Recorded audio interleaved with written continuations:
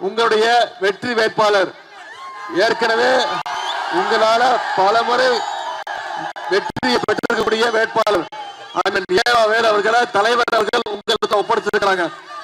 அவரை பத்தி உங்ககிட்ட பேசுறதுக்கு ஒண்ணுமே இல்லை. எல்லாமே உங்களையும்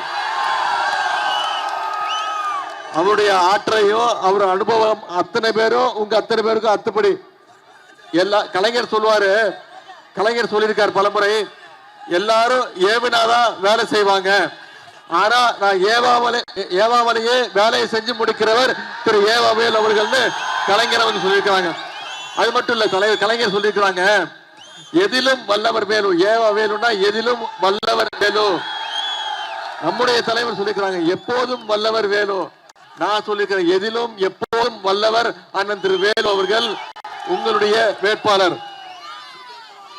எந்த காரியத்தை எடுத்தாலும் அதை சரியா கச்சிதமா செய்து முடிக்கக்கூடியவர் அண்ணன் வேலு அவர்கள். அப்படிப்பட்ட ஏவா வேலு அவர்களை உங்களிடத்துல தலைவர்கள் ஒப்படைச்சிருக்கிறாங்க.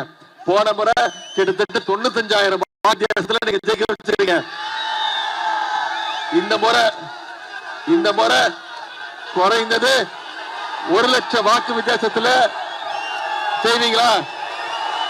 நிச்சயம் பண்ணுவீங்களா? செஞ்சு காட்டணும். இன்னைக்கு ஓடி ஓடி உழைக்கிறவர், இன்னைக்கு தமிழ்நாட்டில் இருக்கக்கூடிய பல்வேறு கட்டமைப்புகள், பல்வேறு பில்டிங்ஸ் எல்லாத்தையும் கட்டி முடிச்சிருக்கிறார் வேலு அவர்கள் தான். பெருமையோடு இருக்கக்கூடிய அனைத்து கட்டிடங்கள், மாவட்டத்தோடு இருக்கக்கூடிய பிரம்மாண்ட லைப்ரரிஸ், நூலகங்கள், நினைவு மண்டபங்கள், மெரினா பீச்சில் அமைந்திருக்கக்கூடிய நம்முடைய கலைஞர் நினைவிடம், கன்னியாகுமரியில் இருக்கக்கூடிய திருவள்ளூர் சிலைக்கு அமைக்கப்பட்டிருக்கக்கூடிய அந்த கண்ணாடி பாலம், திருவாரூர் கலைஞர் கோட்டம், இப்படி எல்லாமே அண்ணன் வேலூருடைய உழைப்பினால கட்டப்பட்டது. அப்படிப்பட்ட வேலு அவர்களுக்கு தான் உரிமையோட உங்ககிட்ட வாக்கு கேட்டு வந்திருக்கிறேன். இந்த தொகுதியில என்னென்ன விஷயங்கள் பண்ணிருக்கிறார், என்ன சாதனைகளை திட்டங்களை செஞ்சு கொடுத்திருக்கிறார். திருவண்ணாமலையில இன்னைக்கு கலைஞர் 100 பேருந்து நிலையம் கட்டப்பட்டிருக்கிறது அண்ணன் வேலூருடைய உழைப்பினால. தருமபுரி, அரூர், திருவண்ணாமலை இன்னைக்கு இந்த சாலைகள்லாம் 4 வழி சாலைகளாக மாற்றப்பட்டிருக்குன்னா அண்ணன் வேலு அவர்களுடைய உழைப்பு. அதே மாதிரி ஒருங்கிணைந்த முதன்மை கல்வி அலுவலர்கள் மையம் 56 கோடி ரூபாய் மதிப்பீடுல மாணவர் மாணவியர் 400 பேர் தங்கி படிக்கின்ற வகையில மாதிரி பள்ளி கட்டிடம், நந்தர் கால்வாயை சீரமைக்கின்ற பணிகள், மருத்துவ கல்லூரிக்கு மருத்துவமனை கட்டிடங்கள், மருத்துவக் கல்லூரி மருத்துவமனையில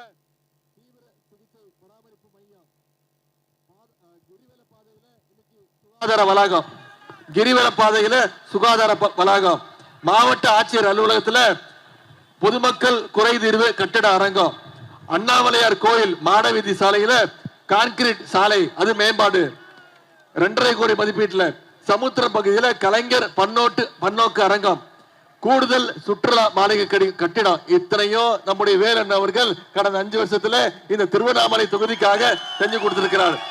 இன்னும் பல்வேறு கோரிக்கையை வச்சிருக்காங்க, அதையும் செஞ்சு கொடுப்பாரு. அது மட்டும் இல்ல, இன்னைக்கு நம்முடைய தலைவர் என்னென்ன திட்டங்களை தமிழ்நாட்டுக்கு செஞ்சு கொடுத்திருக்கிறார். சென்ற சட்டமன்ற தேர்தல் 2021 சட்டமன்ற தேர்தலில் சொன்ன வாக்குறுதி ஒவ்வொன்றையும் நம்ம தலைவர் செஞ்சு கொடுத்திருக்கிறார். முதல் கையெழுத்து போட்டது, முதலமைச்சரா பொறுப்பேற்று அவர் போட்ட முதல் கையெழுத்து மகளிருக்கான விடியல் பயண திட்டம். மகளிர் ஒவ்வொருத்தரும் இந்த விடியல் பயண திட்டத்தின் மூலம் மாசம் 9,000 ரூபாய் வரைக்கும் சேமிச்சிருக்காங்க. அது மட்டும் எத்தனையோ திட்டங்கள், பள்ளிக்கூடத்துக்கு வந்து படிக்கணும்னு முதலமைச்சர் காலை திட்டம், 1ஆம் வகுப்பிலிருந்து 5ஆம் வகுப்பு வரை படிக்கிற அனைத்து குழந்தைகளுக்கும் தரமான காலை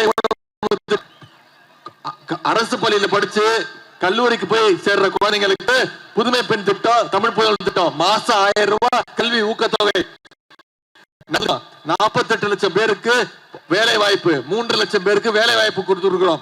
அதே மாதிரி 10 லட்சம் மாணவ மாணவிகளுக்கு இலவச லேப்டாப்பையும் நம்முடைய அரசு வழங்கி இருக்கு. இது எல்லாத்தையும் விட மிகப்பெரிய ஒரு திட்டம், உங்க அத்தனை பேருக்கு தெரிஞ்ச திட்டம், 1,31 லட்சம் மகளிருக்கு கலைஞர் மகளிர் உரிமை தொகை திட்டத்தை நம்முடைய தலைவர் கொடுத்திருக்காங்க. மாசம் 1000 ரூபாய். அத சங்கி கூட்டமோ அதிமுக கூட்டமோ எப்படியாவது நிப்பாட்டணும்னு முயற்சி பண்ணாங்க. தேர்தலை காரணம் காட்டி மகளிர் உரிமை திட்டத்தை 3 மாசம் முழக்கணும், நிப்பாட்டணும்னு ஒன்றிய அரசு முயற்சி பண்ணுச்சு. நீதிமன்றத்துக்கு போனாங்க.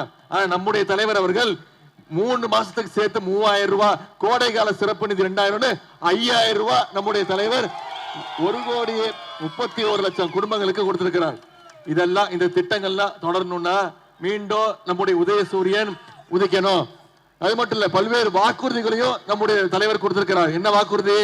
மகளிர் உரிமை தொகை மீண்டும் திராவிட மாடல் 2.2 ஆட்சி அமைஞ்சோன்னு 1000 ரூபாய் எவ்வளவு 2000 ரூபாய் உயர்த்தி தருவேன் தலைவர் சொல்லியிருக்கிறார். காலை உணவு திட்டம், முதலமைச்சர் காலை உணவு திட்டம் இன்னைக்கு 5ஆம் வகுப்பு வரைக்கும் கொடுத்துட்டு இருக்கோம். அதை விரிவுபடுத்தி 8ஆம் வகுப்பு வரை கொடுப்போம்னு நம்முடைய தலைவர் வாக்குறுதி கொடுத்திருக்கிறார். புதுமை பெண் திட்டம், தமிழ் புதல்வன் திட்டம் மாசம் 1000 ரூபாங்கிறது உயர்த்தி கல்வி ஊக்கத்தொகை 1500 ரூபாய் கொடுப்பேன்னு நம்முடைய தலைவர் உத்தரவு கொடுத்திருக்கிறார். ஓஏபி முதியோர் உதவி தொகை இன்னைக்கு 1200 ரூபாய் கொடுத்துட்டு இருக்கோம். அதை உயர்த்தி 2000 ரூபாய் தரேன்னு நம்முடைய தலைவர் வாக்குறுதி கொடுத்திருக்கிறார். மாற்றுத்திறனாளிகளுக்கான ஓய்வூதிய தொகை அவங்களுக்கு 1500 ரூபாயில இருந்து 2500 ரூபாய் உயர்த்தி கொடுப்பேன்னு வாக்குறுதி கொடுத்திருக்கிறோம். இப்போ ஒரே மாசத்துல 10 லட்சம் மாணவர்களுக்கு லேப்டாப் கொடுத்தோம். அடுத்த 5 ஆண்டுகள்ல 35 லட்சம் மாணவர்களுக்கு லேப்டாப் திட்டம் கொடுக்கப்படும். மகளிர் சுய குழுக்களுக்கு கேரண்டி இல்லாத பிணை இல்லாத வங்கி கடன் 5 லட்சம் வரைக்கும் கொடுக்கப்படும் என்ற உறுதிமொழி கொடுத்திருக்கிறோம். அடுத்த 5 ஆண்டுகள்ல கலைஞர் கனவு இல்ல திட்டம் 10 லட்சம் வீடுகள் கட்டி பொதுமக்களுக்கு கொடுக்கப்படும் என்ற உறுதிமொழி கொடுத்திருக்கிறோம். இதையெல்லாம் விட மிக மிக முக்கியமான ஒரு திட்டம் உங்க அத்தனை பேருக்கு தெரிஞ்சிருக்கும். அதுதான் இல்லத்தரசி திட்டம். ஆட்சி அமைஞ்ச உடனே நம்முடைய தலைவர் அவர்கள் உங்க அத்தனை பேருக்கும் ஒரு கூப்பன் கொடுப்பாரு. அரசு ஒரு கூப்பன் கொடுக்கும். அந்த கூப்பனுடைய மதிப்பு எவ்வளவு? 8000 ரூபாய். அதாவது முதலமைச்சர் அவர்கள் இல்லத்தரசி திட்டம்னு ஒரு தேர்தல் அறிக்கையில் சொல்லியிருக்கிறார். அதனால நம்ம தேர்தல் அறிக்கையே எப்பொழுதுமே சொல்லுவாங்க, மக்கள் சொல்லுவாங்க இந்த தேர்தலுடைய ஹீரோன்னு. ஆனா இந்த முறை ஹீரோ மட்டும் இல்ல, இந்த தேர்தலுடைய ஹீரோயினும் நம்முடைய தேர்தல் அறிக்கை தான். கலைஞர் அவர்கள் தான் பெண்கள் விறகு அடுப்புல சமைச்சு சிரமப்படக்கூடாதுன்னு கேஸ் அடுப்பு கொடுத்தாரு. அதன் பிறகு பெண்கள் வீட்டுல இருந்து உலக அறிவு கத்துக்கணும், எல்லாமே தெரிஞ்சுக்கணும்னு டிவி கொடுத்தாரு. கலைஞர் டிவி கொடுத்தோம். அதன் பிறகு நம்முடைய தலைவர் என்ன பண்ணாரு? பெண்கள் வீட்டை விட்டு வெளில வரணும், வேலைக்கு போறதுக்கு சுலபமா இருக்கணும்னு விடியல் பயண திட்டம், கட்டணமில்லா பேருந்து திட்டத்தை கொடுத்தோம். பெண்களுக்கு சொத்துல சம உரிமை கொடுத்தோம். இன்னைக்கு நம்முடைய தலைவர் என்ன சொல்றாரு? வீட்டில் இருக்கக்கூடிய பெண்கள் அதிக வேலை செய்யக்கூடாது அப்படின்னு அவங்களுக்கு 8000 ரூபாய் கூப்பன் கொடுத்திருக்கோம். இந்த 8000 ரூபாய் கூப்பன்ல உங்களுக்கு தேவையான ஃப்ரிட்ஜோ, மிக்சியோ, டிவியோ, ஏசியோ, எந்த மின்சார பொருட்களையும் நீங்க போய் வாங்கிக்கலாம். இப்படி இந்த திட்டங்கள்லாம் நிறைவேற்றப்படணும்னா நீங்க வர சட்டமன்ற தேர்தலில் ஏப்ரல் 23ஆம் தேதி, இன்னைக்கு தேதி 31, இன்னும் 24 நாட்கள் இருக்கு. நீங்க அத்தனை பேரும் உதயசூரியன் சின்னத்துல வாக்களிக்க போறீங்க. அதை நீங்க முடிவு பண்ணிட்டீங்க. ஆனா நீங்க அடுத்து வர்ற 24 நாட்களும் இந்த பிரச்சாரத்தை மக்கள்கிட்ட கொண்டு போய் இன்னும் சேர்க்கணும். நீங்க வாக்குறுதி கொடுத்திருக்கிற மாதிரி அண்ணன் ஏவவேல் அவர்களை 1 லட்சம் வாக்கு வித்தியாசத்துல ஜெயிக்க வைக்கணும். செய்வீங்களா? 1 லட்சம் வாக்கு வித்தியாசத்தில் ஜெயிக்க வைக்கணும். நிச்சயம் செய்வீங்களா? நாம இவ்வளவு வளர்ச்சி திட்டங்களை செஞ்சிருக்கிறோம், இவ்வளவு வாக்குறுதிகளை கொடுத்திருக்கிறோம், நிறைவேற்றி காட்டிருக்கிறோம். மீண்டும் ஆட்சிக்கு வந்தா இதையெல்லாம் செய்வோம்னு சொல்லியிருக்கிறோம். ஆனா எதிர்கட்சி தலைவர் திரு எடப்பாடி பழனிசாமி அவர்கள் என்ன பண்ணிட்டு இருக்கிறாரு? இன்னைக்கு மீண்டும் பாஜகவோட அடிமையாகி தமிழ்நாட்டுக்குள்ள திரு மோடி அவர்களையும் அமித்ஷா அவர்களையும் எப்படியாவது பிஜேபியை தமிழ்நாட்டுக்குள்ள கூட்டிட்டு வரணும்னு வேலை பார்த்துட்டு இருக்கிறார். ஜாடிக்கு ஏத்த மோடின்னு சொல்லுவாங்க. இன்னைக்கு எடப்பாடி பழனிசாமி தான் மோடிக்கு ஏத்த ஒரு அடிமை எடப்பாடி பழனிசாமியா மாறி இருக்கிறார். நான் அடிக்கடி சொல்லியிருக்கிறேன், நகைச்சுவா சொல்லியிருக்கிறேன், முரட்டு பக்தர்கள் பார்த்திருக்கிறோம், முரட்டு தொண்டர்கள் கேள்விப்பட்டிருக்கிறோம். இன்னைக்கு எடப்பாடி பழனிசாமி தான் இந்தியாவிலேயே ஒரு நம்பர் 1 முரட்டு அடிமையா, மோடியோடைய அடிமையாக இன்னைக்கு எடப்பாடி பழனிசாமி இருக்கிறார். அவருக்கு சரியான பாடத்தை கத்துக் கொடுக்கணும். நம்ம தலைவர் சொன்ன மாதிரி இன்னைக்கு தமிழ்நாடு, இந்த தேர்தல் தமிழ்நாடு வெர்சஸ் டெல்லி தேர்தல். இந்த தேர்தலில் மோடியா நம்முடைய தலைவர் அவரா அப்படின்னு பார்த்திருந்தோம். நம்முடைய மோடியா தமிழ்நாடான்னு பார்த்திருந்தோம். நம்முடைய உரிமைகளை மீண்டும் மீட்டெடுக்க கொடுக்கணும். தமிழ்நாடு என்னைக்கும் டெல்லிக்கு அவுட் ஆஃப் கண்ட்ரோல் தான் அப்படிங்கறத இந்த தேர்தல் மூலம் நீங்க நிரூபிப்பீங்களா? அதை கண்டிப்பா செய்வீங்க அப்படிங்கிற நம்பிக்கையோட உங்களை எல்லாம் அன்போடு கேட்கிறேன், பண்போடு கேட்கிறேன், பாசத்தோடு கேட்கிறேன், உரிமையோடு கேட்கிறேன், உங்கள ஒருவனாக கேட்கிறேன், உரிமையோடு உங்க வீட்டு பிள்ளையாக இருந்து கேட்கிறேன். இன்னும் பெருமையா பூரிப்பா சொல்லணும்னா தலைவருடைய மகனாக இருந்து கேட்கிறேன், டாக்டர் கலைஞருடைய பேரனாக இருந்து கேட்கிறேன். நம்முடைய வெற்றி சின்னம் உதயசூரியன் எல்லா இடத்துலயும் உதிச்சாக வேணும். அதுக்கு தமிழ்நாடு முழுக்க, நீங்க திருவண்ணாமலை தொகுதி முழுக்க நீங்க அத்தனை பேர் இந்த பிரச்சாரத்தை அடுத்த 24 நாட்கள் நீங்க கொண்டு போய் சேர்க்கணும். இன்னைக்கு நான் வேலண்ணன் அவர்களுக்காக மட்டும் இந்த பிரச்சாரத்தில் ஈடுபடல. மற்ற வேட்பாளர்கள்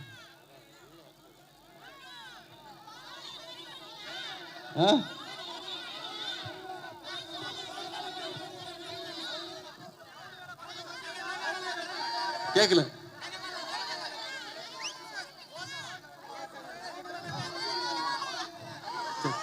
இல்ல இல்ல மத்த வேட்பாளர் இங்க நம்முடைய கீழ்பெண்ணாத்தூர் வேட்பாளர் அண்ணன் திரு பிச்சாண்டி அவர்களுக்கும், கலசப்பாக்கம் வேட்பாளர் அண்ணன் திரு சரவணன் அவர்களுக்கும், செங்கம் வேட்பாளர் சகோதரர் திரு அண்ணன் மூப்பே கிரி அவர்களுக்கும் உதயசூரியன் சின்னத்துல வாக்களிச்சு மிகப்பெரிய வாக்கு வித்தியாசத்துல நீங்க ஜெயிக்க வைக்கணும். செய்வீங்களா? நிச்சயம் செய்வீங்களா? உங்களை எல்லாம் அன்போடு கேட்கிறேன், பண்போடு கேட்கிறேன், பாசத்தோடு கேட்கிறேன், தலைவருடைய மகனாக இருந்து கேட்கிறேன், இன்னும் பெருமையா பொறிப்பா சொல்லணும்னா கலைஞருடைய பேரனாக இருந்து கேட்கிறேன். உதயசூரியன் வாக்களிங்க.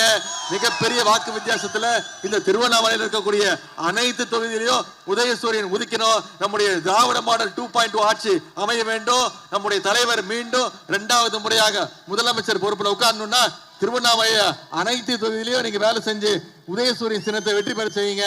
இந்த அன்புக்கும் வரவேற்புக்கும் நன்றி, நன்றி, வணக்கம்.